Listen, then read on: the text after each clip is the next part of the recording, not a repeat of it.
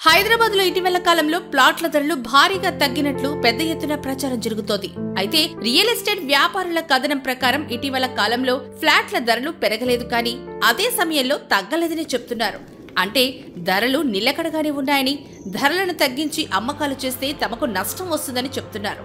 నిజానికి రిజిస్ట్రేషన్లు తగ్గడంతో రియల్ ఎస్టేట్ వ్యాపారం బాగా పడిపోయిందని అందరూ భావించారు. కానీ దేశమంతా రియల్ వ్యాపారం ఇబ్బందుల్లో ఉందని చెప్తున్నారు.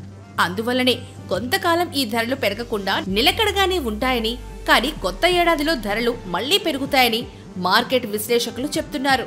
హైదరాబాద్ లో ప్లాట్ల కొనుగోళ్లు తగ్గడానికి ప్రధాన కారణం ఎక్కువగా వెంచర్లు ఉండడం ఒక కారణమని చెప్తున్నారు.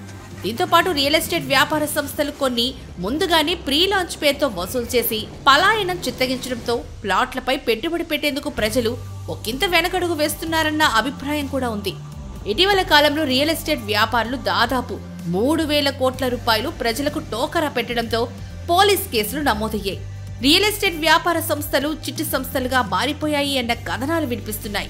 పోలీసులు కూడా వాటిపై చీటింగ్ కేసు నమోదు చేస్తూ ఉండడంతో ప్రీ లాంచ్ పేరుతో మోసపోయే కన్నా రెడీ టు ఆక్యుపై ఉన్న ప్లాట్లను మాత్రమే కొనుగోలు చేస్తారని, వాటిని వెంటనే రిజిస్ట్రేషన్ చేయించుకుంటున్నారని అన్నారు.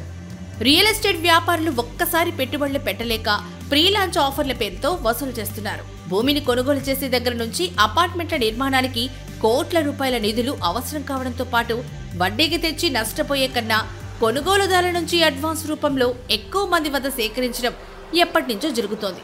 ముందుగా అడ్వాన్స్ బుక్ చేసుకుని కొంత మొత్తం చెల్లిస్తే ప్రత్యేక ఆఫర్లు కూడా ప్రకటించి ఆకట్టుకునే ప్రయత్నం చేస్తున్నారు. కానీ ఈ ప్రయత్నాలను కొంతమంది బిల్డర్లు తమ వ్యవహార శైలి ద్వారా అడ్డుకునే ప్రయత్నం చేస్తున్నారు.